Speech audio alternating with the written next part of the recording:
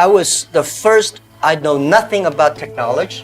I know nothing about management. I know nothing about. But the only thing is that you don't have to know a lot of things. You have to find the people who are smarter than you are. For so many years, I always try to find the people who are smarter than I am. And when you find so many smart people, my job is to make sure the smart people can work it together. And then if smart people can work it together, it's easier. The vision they will believe. Because if stupid people can work it together easily, smart people can never work together.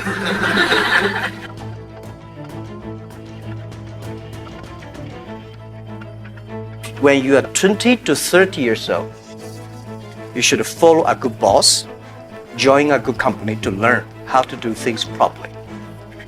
When you're 30 to 40 years old, if you want to do something yourself, just do it.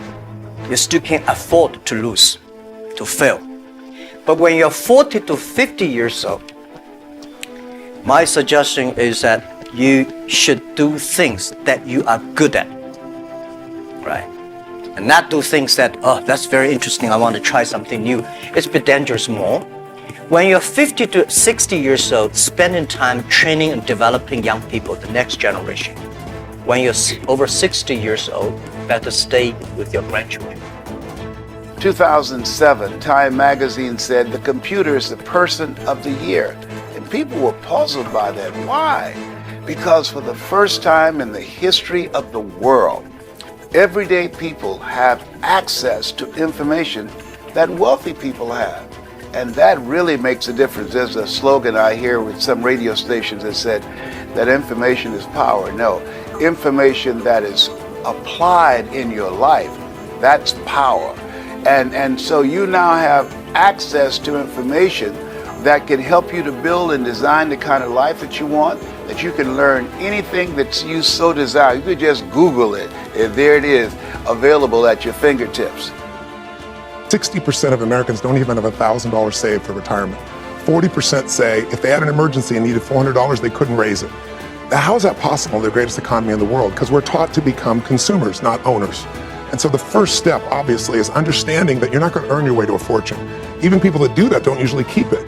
You got to make money while you sleep. And the only way to do that is understand compounding. So if a child is a young person, 19, 20 years old, puts aside $50 a week, they put it in the market over historical returns, it's $2.2 million. But you might say, I'm not 19.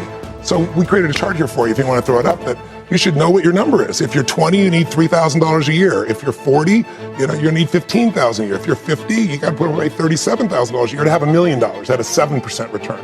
So what I really want to do in this book was give people an unshakable feeling that no matter how much volatility there are truths about the market you have to know, and they don't vary. And if you understand those, that's the people that win the game. But they become owners, they become capitalists.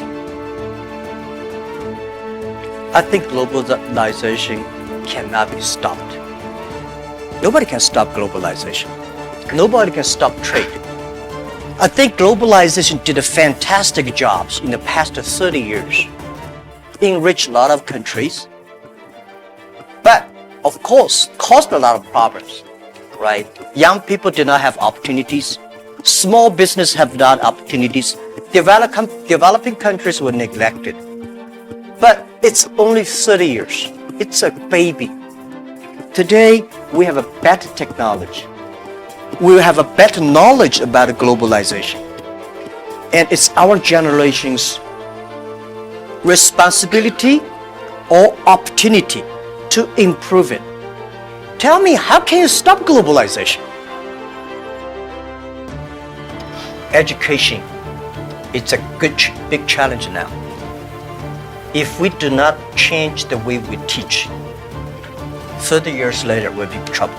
Because the way we teach, the thing we teach our kids are the things the past 200 years is knowledge-based. And we cannot teach our kids to compete with machine who is smarter. We have to teach something unique. That is, machine can never catch up with us. I never thought I could be a CEO. I never thought later I'd become a good CEO. One of the things I learned is from teachers. As a teacher, very important character of a teacher is The teacher always expects his students better.